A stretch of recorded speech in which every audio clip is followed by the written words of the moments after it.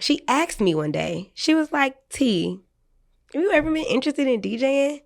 And I was like, yes, girl, I sure have actually. And I just had no idea where to start. And she was like, okay, I'm going to teach you. And I was like, really? She's like, yeah. She's like, people don't normally do that, but you could be good at it. And it can also help you make some money, especially in this industry.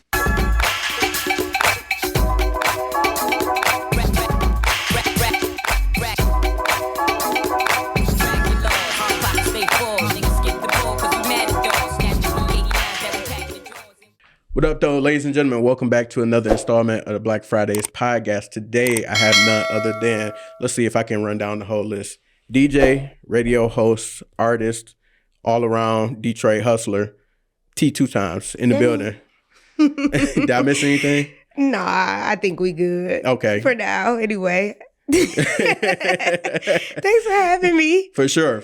Appreciate you being here. So you are no stranger to being behind the microphone. So I'm curious if I could just jump in. Like one of the burning questions that I have for you is, how does one even get on the radio as a personality, as a DJ? Like, how do you even start a journey like that? Because it don't seem like the easiest thing to navigate.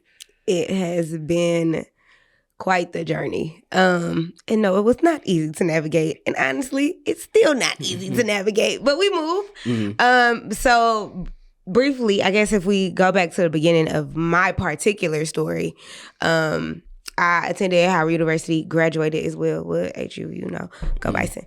And the real HU. The real one, not the fake one, because there is an imposter. I won't name any names because they didn't pay me for that. You know what I'm saying? But so I was pursuing my degree in chemistry, graduated with it, right? But while I was there, I decided that I wanted to be in radio. Like, I liked it. I was like, okay, yeah, I want to be in the School of Communications. Our college radio station looked like they always had the most fun at everything. I was like, hell yeah, that's what I'm going to go do. And so I applied for a show. And the first year I got a show, I couldn't really pursue it because I was taking 18 credits and I already was in about 6 clubs and was trying to be a Delta. It was too much. So my senior year, though, I did end up getting a show with 2 other guys, Alex and Derek. We had this show called The Pregame, and it was twice a week, Mondays and Fridays.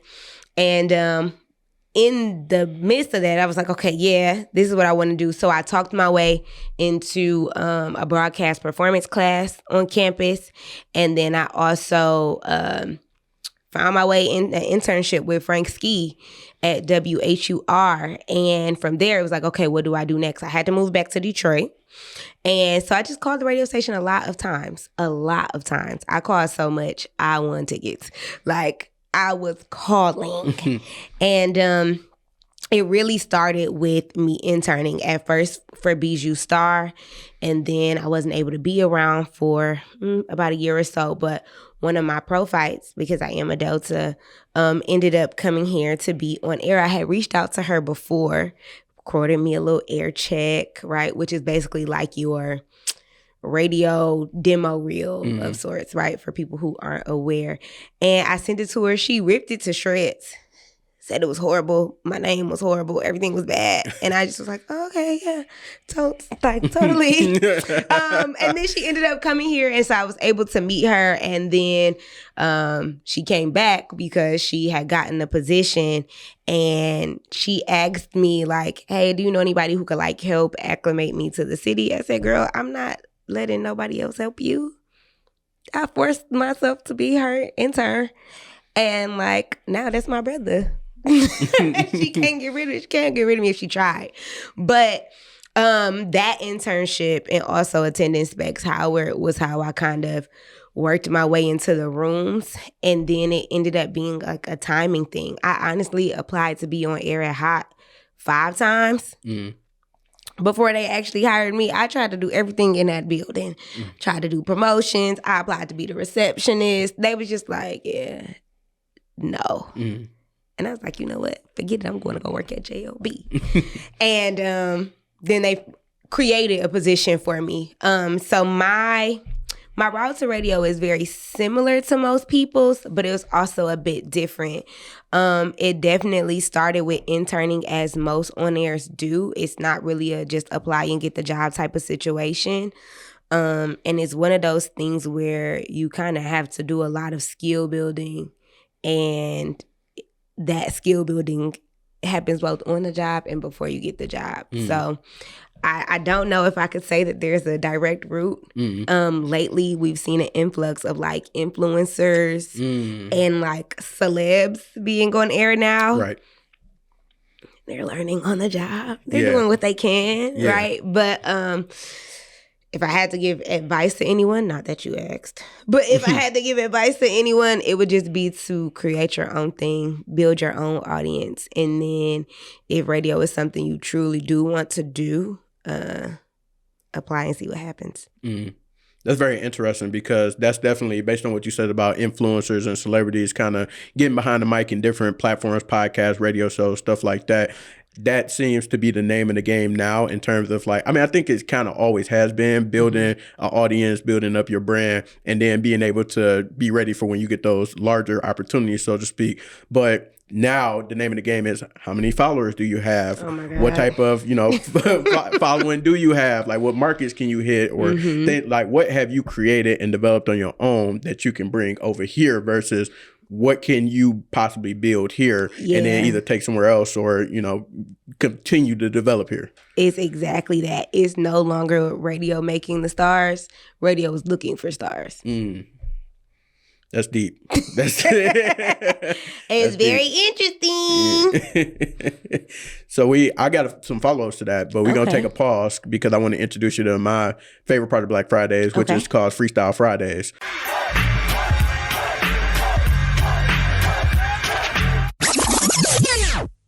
Okay. So, I mean, I know you rap, you write a little bit. What you do? I'm gonna put on the instrumental. How you want to do it? We doing that? You want me to do that? No, I'm messing with you. I'm messing with you. I'm gonna say, I'll tell you like I told everyone else. I don't be freestyling, guys. I be writing raps in my car. If I had known, I would have written something on the way here, but I did not. No, we good. It's a random assortment of questions. They all about you, so you shouldn't get them wrong. Okay. And I just asked you to answer each one and answer honestly. Okay, I can do that. Bet. All right. So first, I want you to tell us what's a song that you are tired of hearing. A song that I am tired of hearing. Like when they come on, I'll be like, here we go again with that. As much as I love Water by Tyla, we can give her a break. She has another song out. We can listen to that one. True, and it's good. Yeah, let's listen to something else. Yeah. That sounded like me when Essence came out, and I was like, man, this song is great. But then when you had 18 months of hearing the same song, I'm like, it was Song of the Summer 2 years in a row. I'm like, we got options. We got options. Their money's worth for sure. We got options. So you are also a fellow podcast host, and then obviously you have your own show, which we'll get into on the radio. But I want to know, you had a chance to interview a lot of people, but what is a dream interview that you would love to be able to have? You can get somebody in your studio, sit down on the couch, and have a conversation with that you would love to chop it up and talk to them. Who would that be? There are so many. Obviously, Beyonce, right? But I really want to talk to Megan Thee Stallion. In studio, I want her on my podcast. Like, I think that she is so interesting, and I really want someone to have a genuine conversation with her. I feel like lately in a bunch of the interviews that she's done, I guess in most recent times, especially after getting shot, all of them they just didn't seem genuine to me. And so that's why I just want to sit. I want to sit with the girl. I want to cook with the girl. I want to talk to the girl. Love Megan. it. Yeah. Love it. And if I'm not mistaken, you're vegan, correct? What's your favorite? I'm plant-based. Okay. We have to be honest around these What's parts. the difference? I don't really care about the animals. And sometimes I be eating fish. Okay, all right. But for the most part, I don't really consume dairy. Primarily plant-based. Yeah, Okay. primarily plant-based. But I'm from the west side. Like, what? A mink and some buffs is in my future. I'm so sorry to the animals. And so I don't want to claim being vegan, right? Because then when PETA catch hold of me, I don't want them to be, you are a liar. Honestly. I told you who I was. No, I'm not. Yeah, I'm telling you who I am right now. But when I go to New Orleans, some crawfish gonna have to see about me. And if I ever hit an all-inclusive, sometimes the fish rescues me from the hangover. Okay. So I don't eat it all the time, but sometimes I will. Bet. Yeah. Bet. Okay. Mm-hmm. So in terms of being a DJ, would you say that you have a least favorite set that you ever did? Actually, no, I asked that the wrong way. Your favorite set that you ever did, or favorite gig? It could be like an event that you did or something like that you really enjoy. Do you have a story like that? Okay. So I have had like some really, really good ones.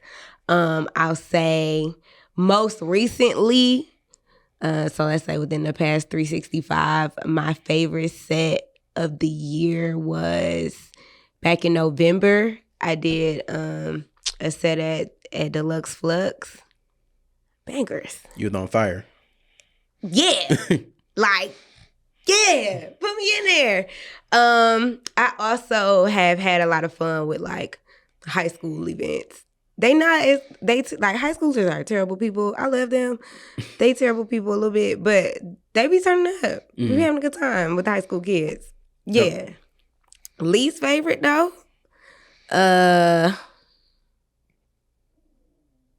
Least favorite.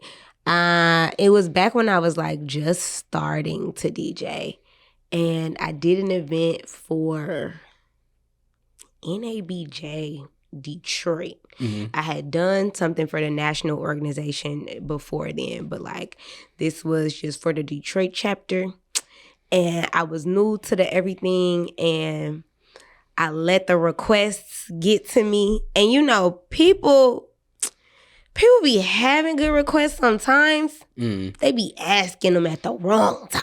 Got you.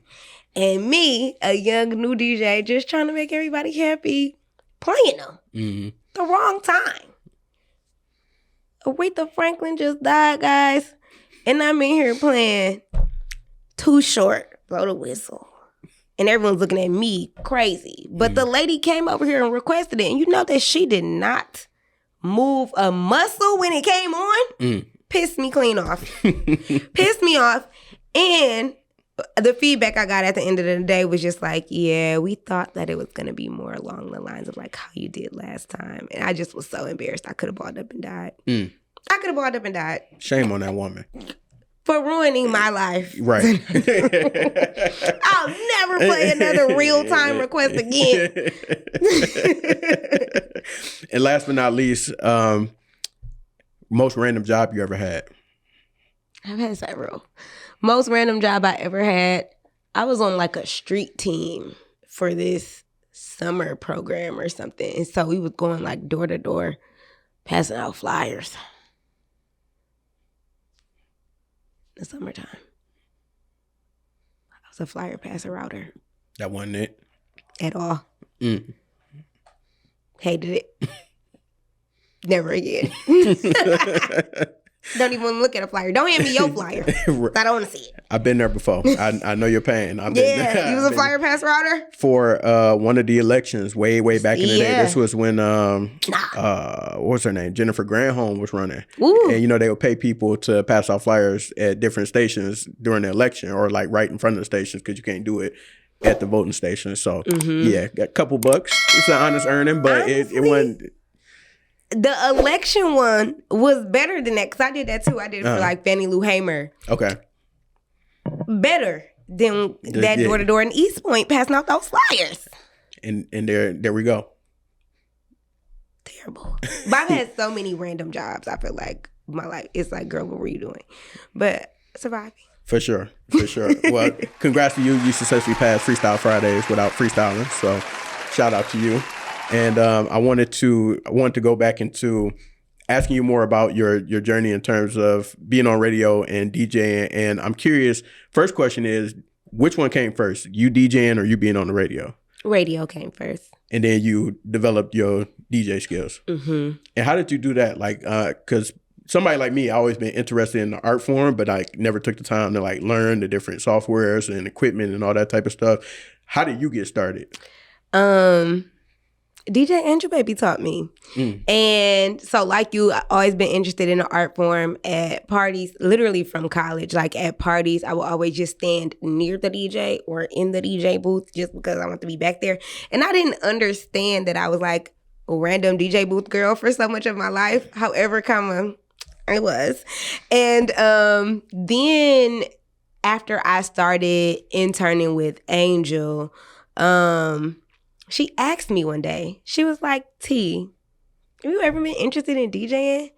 And I was like, yes, girl, I sure have actually. And I just had no idea where to start. And she was just like, okay, I'm going to teach you. And I was like, really? She's like, yeah. She's like, people don't normally do that, but you could be good at it.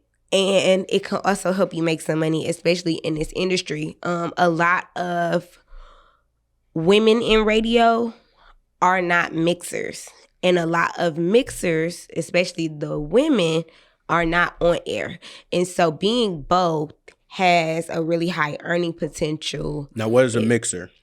A DJ. Oh, okay. Mm-hmm. But on payroll, they don't say DJ, they say mixer on the thing. Oh, so in some cases, somebody else is curating that stuff and then, passing it off to whoever the host might be or whoever's running the shows, the segments at that time. Mm-hmm. Gotcha. So there could be, there's always a mixer booth where the DJ equipment and the DJ usually is, and then there's like the actual air studio, right?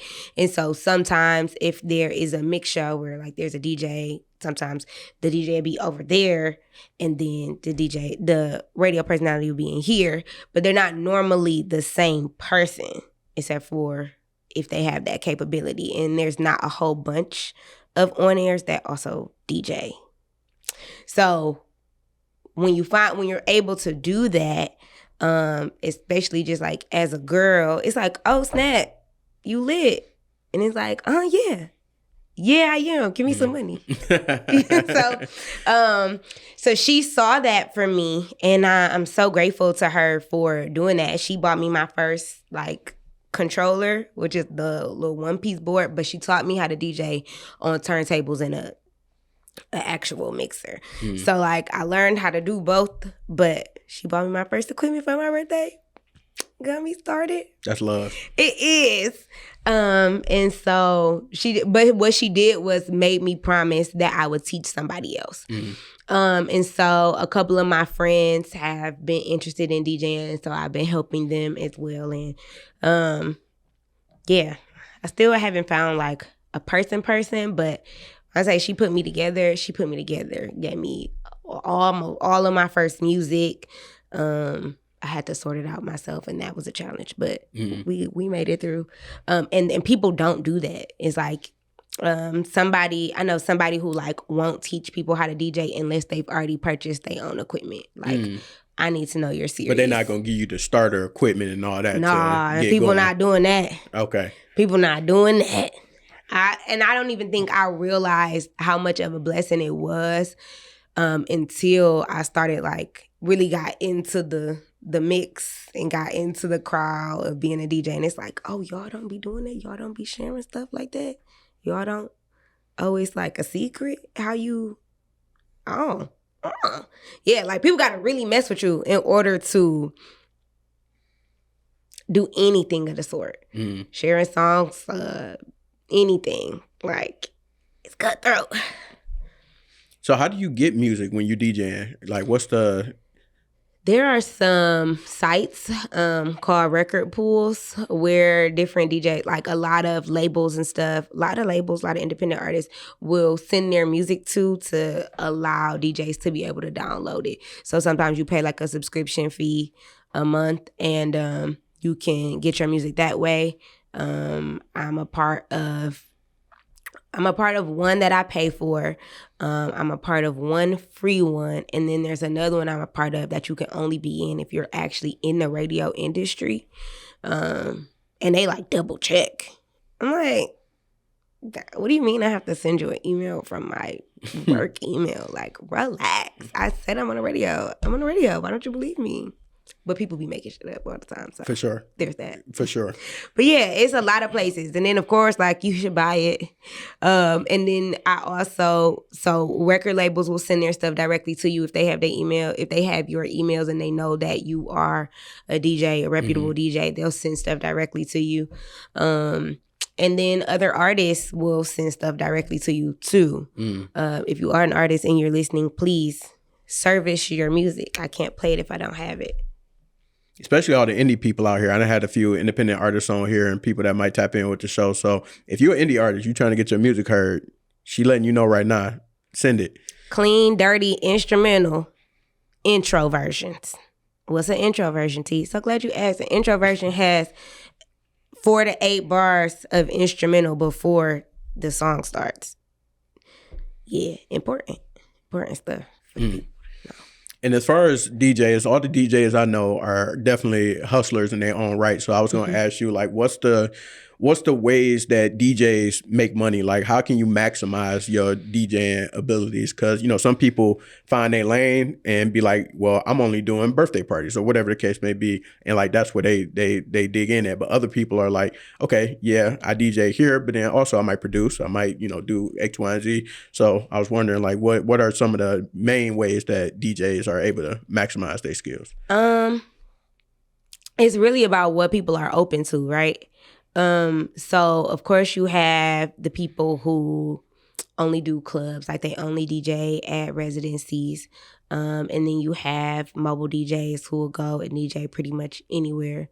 I fall into the mobile DJ category, but my bag is really corporate events.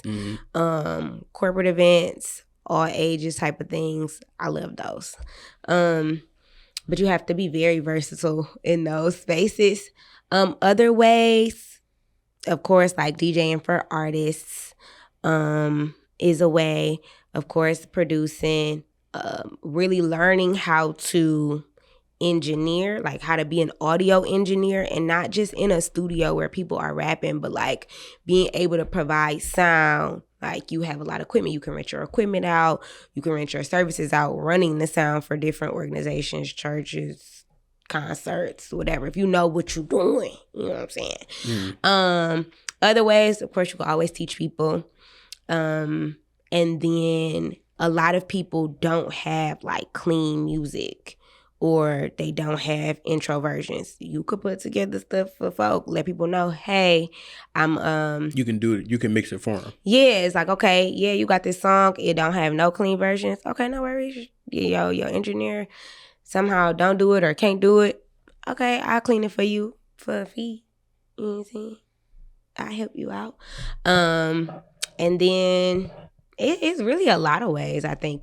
But it depends on what you open to. So like for me, I'm mixing different markets.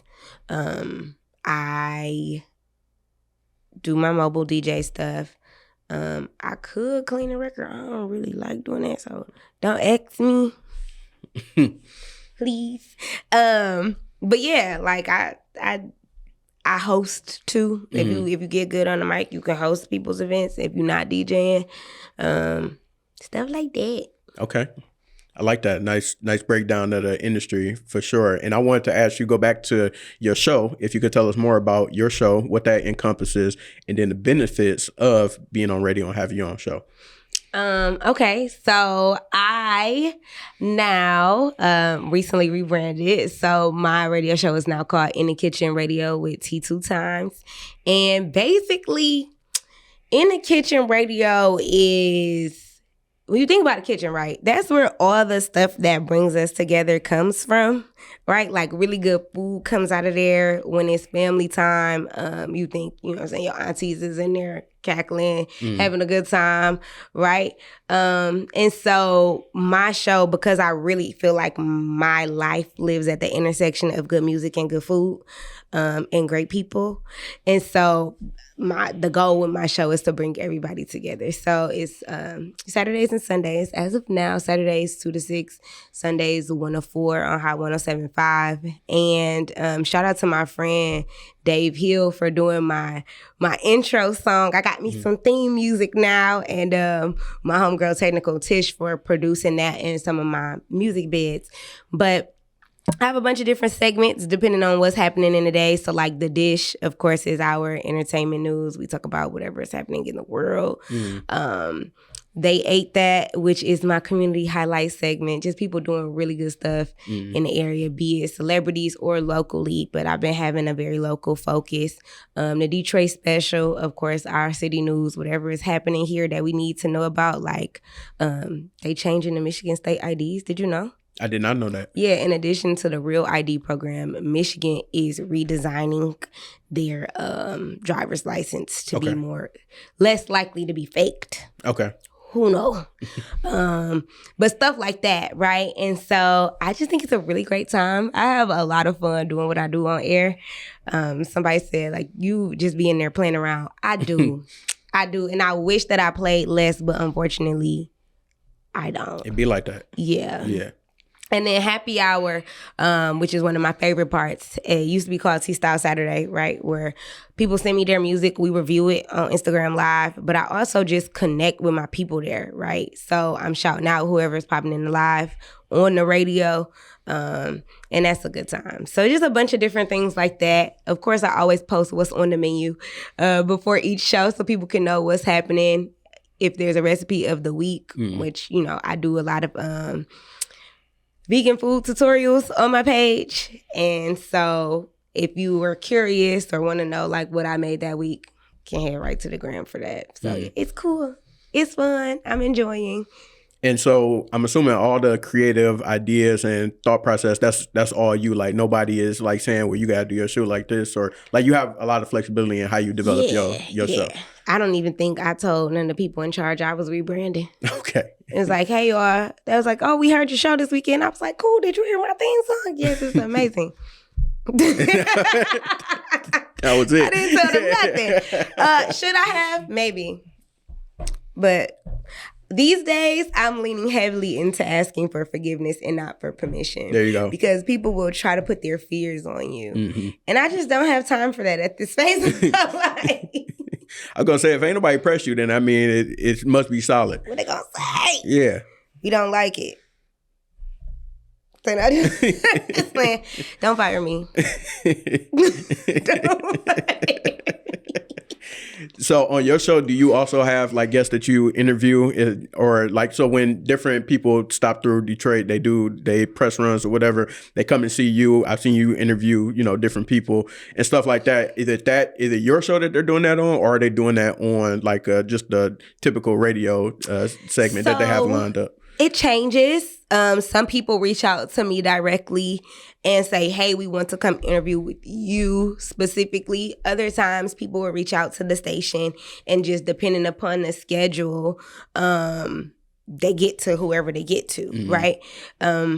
It could be, and then a lot of times, like sometimes it's just by happenstance, right? Like I've seen it where, somebody was supposed to come in and interview with this person, but they was late or they missed it. So now they're interviewing with the next person. It just is, it varies. Okay. But usually, and these days in particular, a lot of my interviews come directly through the station. And so we just set them up that way. What's it like being on live? Like, how does that feel? Sometimes I forget that other people are listening to me. And we have a listenership of like over 150,000 folk. And I just forget because you're in a room by yourself. So I really just be having me a ball in there talking to myself. Yeah. And then I'll get a text message like, why would you say that? And it's just like, y'all can hear me when I say things. It's interesting. I used to be really nervous and I wouldn't speak live. I would record every break. We have this thing in the studio called a Vox Pro where you can do like quick edits. Like you can record audio quickly, you can chop it quickly, you can play it back quickly. And so I used to record all my breaks, pre-record them all, and play them there. And it's just like, okay, T, we're going to go live now. And so sometimes there's pressure because I'll be stumbling over my words. The words will go away from my brain cells. And that's embarrassing. However, I appreciate it because it's taught me that mistakes happen and you literally just have to be better prepared for the next break. Like, okay, it's in the past, now it's gone. The people that were in the car 20 minutes ago when you last said something, probably not in the car now. So you can start fresh. And I love that. I do. Real bad. But there are also times where it's a little stressful. So when Kobe Bryant died and they made that announcement, I was on air. You can't not say nothing.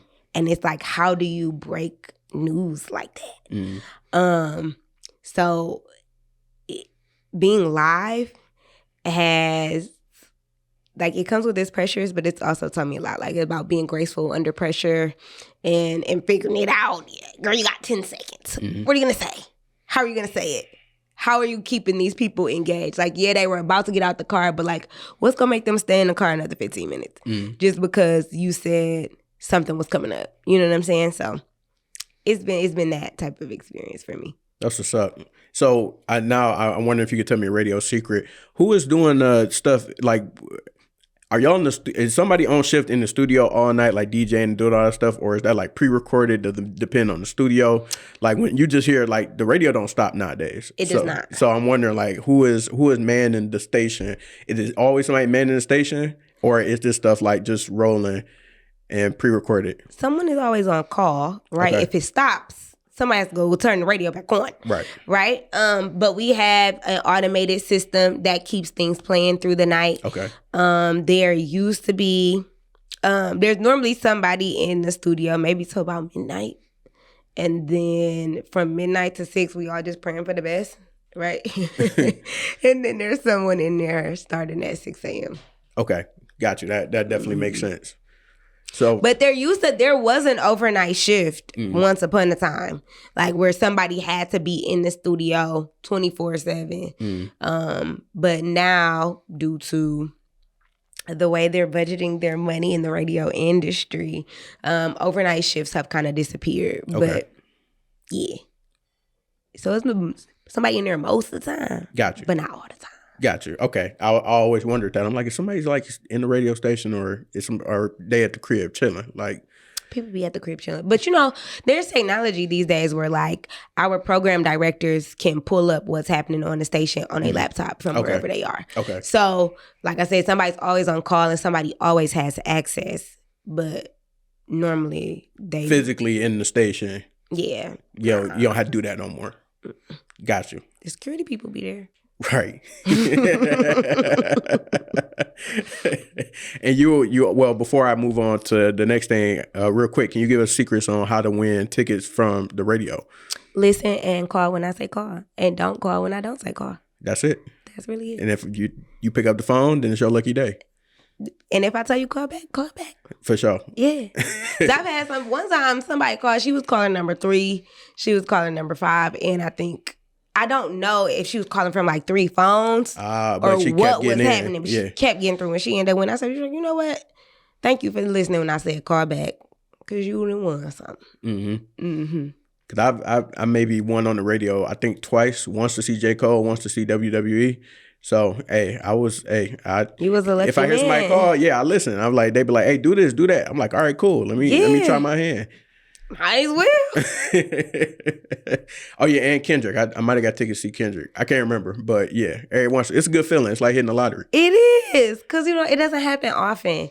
Some people are professional winners though. Like they always listen and they always win. I just saw you at the station last week. You put their number in and say 1 3 months ago, 1 6 months ago, 1. And it's like, what are you doing? They going to every show. They said, I'm going to see Beyonce, Gwen Stefani, Taylor Swift, whoever you got coming. Whatever y'all have, give it to me. Right. I don't even blame them. Hey, said they leaving with something. I don't blame them at all. Exactly. So I was going to ask you, you're a fellow podcaster, so I would love for you to be able to talk about your show and give us some insight on that and how people can tap in with the podcast. Okay. So yes, my friend Brittany Stallworth and I have started a podcast called No Mama No Manual. It's a podcast for people whose moms died by people whose moms died. And it was interesting. She brought up on one of the episodes how it came about. We probably was fussing about how ghetto it is, right? Living our lives without our mom. And I said to her one day, we just out here with no mama, no manual, we just surviving, right? By the hairs on our chin. And she kept that, and she hit me up one day. She was like, T, I want to do something with it. And I'm like, okay, well, what do you want to do? And we decided on a podcast. And so we now release episodes every other Sunday on YouTube. If people search No Mama, No Manual, they should see my beautiful face along with my friends. And it's also, I'm a little behind. I'm sorry, guys. I'm the person in charge of putting it on the on the audio streaming. And right now, only 4 episodes up there, but there are 9 on YouTube. If you want the latest and greatest, go to YouTube. If you want to be updated and up to date, YouTube is where you go for that. But they're on all the podcasting thingies is there. And so that's been a really fun journey. We are working on upgrading our equipment and stuff like that. But a lot of people are being touched because everybody has had a mama at some point, right? How else would you have gotten here? And some people don't have them anymore. And we're all experiencing some of the same very ghetto things. We like to call it the club nobody wants to be a part of, but we're here. And so we're in it together and just like extending community to people because you don't get it really until you get it. And so it's interesting to watch it blossom. We probably had about 5-6 episodes on YouTube before we started anything on Instagram.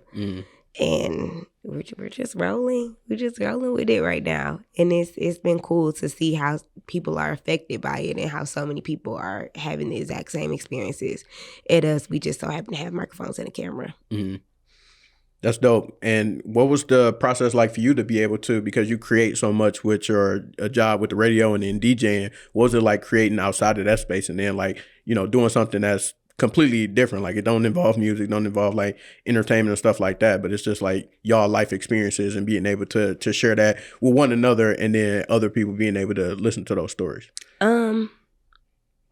Honestly, it wasn't too different for me, right? Because one of the things I've always loved about radio is how people really share their real life. At least good radio personalities do, right? It's not just, hey, here's what's going on. Meet us at this place. Here's the weather, right? You really get to know the people you hear on air, right? Because they share their lives, they share what's going on, they share their opinions about things. And so doing this wasn't too far-fetched for me. It is my second podcast experience. I started one before I officially got on air. It was called Say It 2 Times. And I had structured that one kind of like a radio show because I wanted to prepare myself when I did actually get on air. You know what I'm saying? You got to be thinking big. And so I'm glad I did that because I've been able to kind of coach us through. Brittany is a doctor. She don't be talking to people on the microphone. And then one of us be crying on the internet. And so it's been cool to explore friendship with my friend in this way because we both get to be creative in a way, and that's something like I don't normally get to see from her because she is a doctor and her job requires her to say the right things at the right time. But in this experience, we kind of just are winging it, right? We're laughing, we're crying, we're cussing, we're getting vulnerable on the internet. I don't even know how I got like crying on the internet for people to see. It's really strange. But I am glad to have a very free space where I can like be completely myself and I can make inappropriate jokes and like no one's gonna report me to the FCC. You know what I'm saying? Right. Stuff like that. Love it.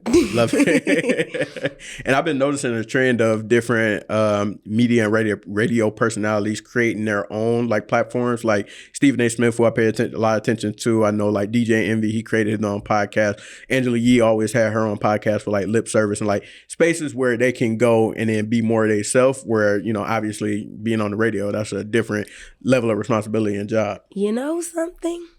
A lot of those podcasts from like radio personalities in particular, a lot of them are backed by their companies. Okay. So if you hear, let me get makeup all on the table, my bad. But if you listen to like when you hear the commercials about the podcast, it would say available on iHeart or available on Radio One, but that's their platform. Mm-hmm. Yeah.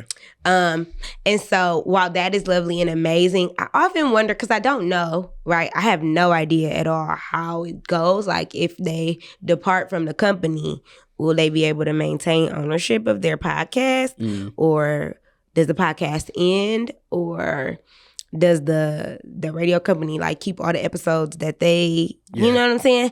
I don't know. But I don't have to worry about that. Yeah, that's something I'm still trying to figure out as far as my podcast. Like, how do you protect your intellectual property, so to speak? Aside from like trademarks? I mean, that's probably the main way. Yeah, I don't know. We need to do some Google. Yeah, we gonna have to figure that out. We got to do some collective research on that and get to the bottom of it for sure. Yeah, for sure. I mean, I'm sure there are ways. Yeah. I just don't know them. Okay. And what do you see right now in your crystal ball for T2 Times, for all the different things that you kind of have your hands in, or creative things that you see yourself doing on the horizon? Where do you kind of see yourself heading next? Or how do you want to elevate the platforms that you created so far? So I think that is the direction I'm heading. Honestly, I'm tired of myself and I don't want to create no more new shit. No more new things, please, brain. Let's just work. Let's just work on the things that we have. There's so many things. How do I see myself elevating? I certainly would like to monetize all of my platforms. Because they're not all monetized just yet. So if you're listening, please subscribe to my YouTube channel at 2 times. Trying to get there, guys. Almost there, guys. It's like you got an interview on there with 27,000 views, but you ain't getting no money? Crazy. Yeah. That's nuts. I can't have that happen to me anymore. Right, never when again. I interview Megan Thee Stallion and Beyonce, I need those checks. Correct. Right. I would love to get in the kitchen for another season of my cooking show, Time to Eat, because I think that is a super dope idea. None of y'all better steal it or we can scrap. What else? I would love to be heard in multiple markets. So like right now I DJ for a couple different shows. Sometimes I DJ for the radio stations in Cincinnati. I DJ for the ones in Columbus. And then I also am an affiliate mixer for a syndicated show called Posted on the Corner, which is I think in like 14, 18 markets, something like that. And so that's cool. Love that. But I would love for my voice to reach those spaces. What else? I would love to mentor, like for real, as far as like media goes. So I'm hoping that can happen soon. Like maybe with the high school kids. Again, love them, hate them, love them more than I hate them. High schoolers, terrible people, love them though. They're the best. Because I used to teach and I taught geometry for 2 years. My kids are graduating this year. My last little batch of That's what's up. nappy-headed children from the east side. They're graduating. Shout out to the MV class of 2024. So yeah, I would like to do that because I've seen some potential in my classroom. Random story. Maybe 2 years ago, what was I doing? I was full-time on air, so I was doing middays for Hot, but I also was a full-time geometry teacher. And so I was pre-recording my show. Like I would wake up 5 a.m, record my show, get it sent off before I got my life together and went to the schools. But something happened, something big happened. I can't remember what it was, but I needed to change my entertainment report. And so I took my microphone with me to school just in case I needed to do something. And I ended up having to do something. And so my second hour class, I'm like, all right, y'all, I need y'all to do me a favor and shut up. Because I got to record something for the radio and it's loud in here. And so that was cool for them to see. And then one of my students like wrote a break of his own, just on his own volition, and was like, Miss Addison, look what I did. I'm like, okay, what's up? And so I recorded it, and I was just like, oh, y'all care about this? Y'all want to do this? And so I know that there are a number of high schools here that have podcasts. So like maybe in the future, I would like to work with them in some kind of way. What else? I just want to be real happy with enough money to help people with, like enough money for me, but like also to be like, here you go. I want to be able to invest in my people. That's dope. That's dope. So the people that want to tap in with T2 Times and they want to follow your journey, they want to sponsor your podcast, they want to, throw some money your way. Please work give with me some money. Give me some money. I said all money, most money, not all money. All money is not good money, guys. You should not be accepting it, okay? Where can they find you? They can find me in a number of places at the same name at I'm 2 Times. That is Instagram. That is Twitter. That is YouTube. That's the letter I, the letter M, TWOTIMES. On TikTok, it is very T2 Times. And then if you want to book me for something, anything, what you want to, well, not anything. I don't do everything. And also not cheap. But book T2 Times at gmail.com, BOOKTEETWOTIMES at Gmail. Yes, please contact me about money. Bet. You already, she said, definitely tap in with her if it has, if it got money to do with it from a business standpoint. Right. Yeah, professionally. Professionally and respectfully. Don't play with the girl.